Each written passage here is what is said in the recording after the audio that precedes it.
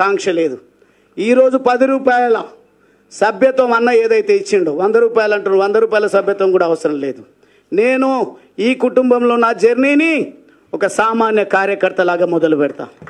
మీరు ఇచ్చేటువంటి ఆలోచన సలహాలు సూచనలు తీసుకొని మీరు ఏదైతే దేశ రక్షణ కోసం తెలంగాణ రాష్ట్రాన్ని కాపాడడం కోసం అవినీతి రహితమైనటువంటి పాలనను ప్రజలకు అందించాలనే ఒక ఆలోచనతోన మీరు ఏదైతే ప్రయత్నం చేస్తూ ఉన్నారో ఆ ప్రయత్నాన్ని ముందుకు తీసుకుపోయే విధంగా ఒక నిఖార్సైనటువంటి కార్యకర్తగా మీకు అందరికీ కూడా తెలుసు.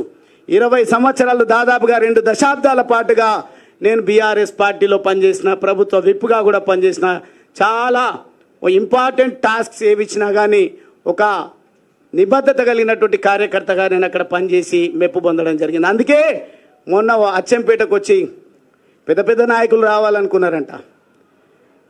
వెళ్ళినట్టయితే ఇడు సామాన్యుడు కాడు, మంచిగా ఉన్నంత వరకు మంచిగా ఉంటాడు. మేమన్నా అనరానిది అంటే ఖచ్చితంగా మమ్మల్ని వేటాడుతాడు, వెంటాడుతాడు అనే భయంతోన పెద్ద లీడర్లమని ఎవరైతే ఉన్నారో వాళ్ళు రాకుండా మా జిల్లాలో ఒక ఆయన పెద్ద నాయకుడు ఉన్నాడు. 2004లో పోటీ చేస్తే 6,000 ఓట్లు ఏమొచ్చినాయి. మీకు ఎన్ని వచ్చినాయి? మొదటిసారి ఫోన్ చేస్తే పోటీ చేసేసి దాకరన్నా 15,000. ఆయన ఒక రకంగా చెప్తే బ్యూరోక్రాట్ పదవిలో ఉన్నారు, చైర్మన్గా ఒక డిపార్ట్మెంట్లో పనిచేసిండ్రు.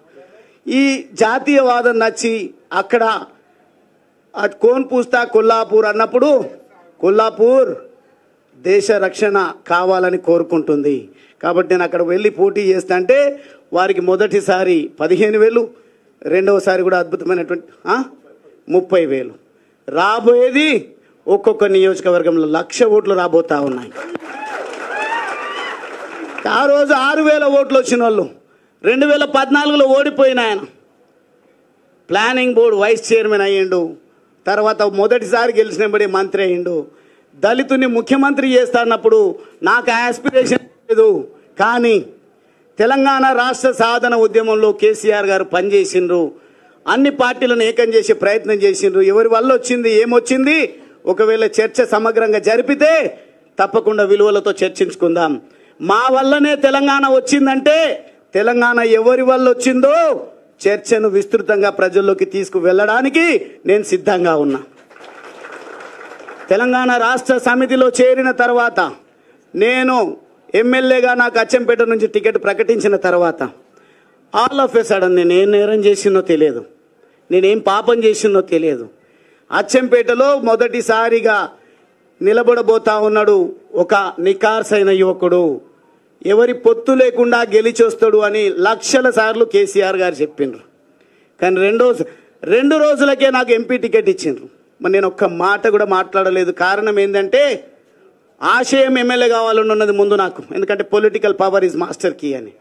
కానీ వాతావరణం మాత్రం తెలంగాణ రాష్ట్ర ప్రజలు తెలంగాణ రాష్ట్రాన్ని కోరుకుంటున్నారని, తెలంగాణ రాష్ట్రం రావాలంటే పార్లమెంటులో బిల్లు పెట్టాలి, గర్జించాల్సింది పార్లమెంటులో అని నన్ను కొన్ని రెచ్చగొట్టే మాటలా ప్రోత్సహించే మాటలా నాకు తెలియదు, కానీ వాటన్నిటికీ ఏం టెంప్ట్ కాలేదు. నేను ఏ అవకాశం ఇచ్చినా ఇవ్వకపోయినా నేను సిద్ధంగా ఒక కార్యకర్తలాగా తెలంగాణ రాష్ట్ర సాధన కోసం పనిచేస్తా అని చెప్పి నేను ఎంపీగా పోటీ చేస్తే కేసీఆర్ గారు మహబూబ్ నగర్ నుంచి పోటీ చేసిండ్రు.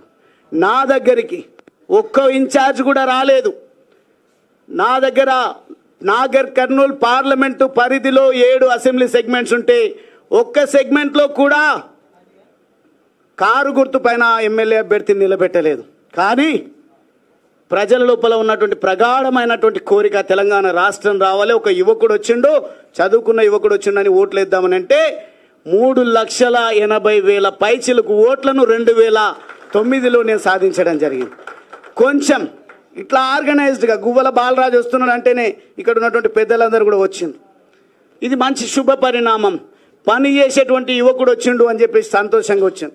కానీ ఎంపీ పార్లమెంటులో అడుగుపెట్టే ఆస్కారం ఉన్నా కేసీఆర్ గారి దగ్గర మొత్తం కూడా దేశాన్ని కాపాడాలంటే మోడీ గారు బలగాలను మోహరిస్తూ ఎవని ఊహకందని విధంగా ఆటంకవాదులను ఉగ్రవాదుల స్థావరాలను ఏ రకంగా సింధూర్ పేరిట ఆపరేషన్ సింధూర్ పేరిట అంత ముందించిండో ఆ రకంగా చేయాల్సినటువంటి అవసరం ఉండే నా దగ్గర కూడా అది చేయలేదు.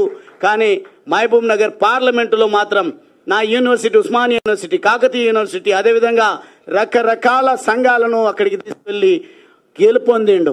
గెలుపు నాదే అని క్లెయిమ్ చేసుకున్నా ప్రజలు ఏమనలేదు.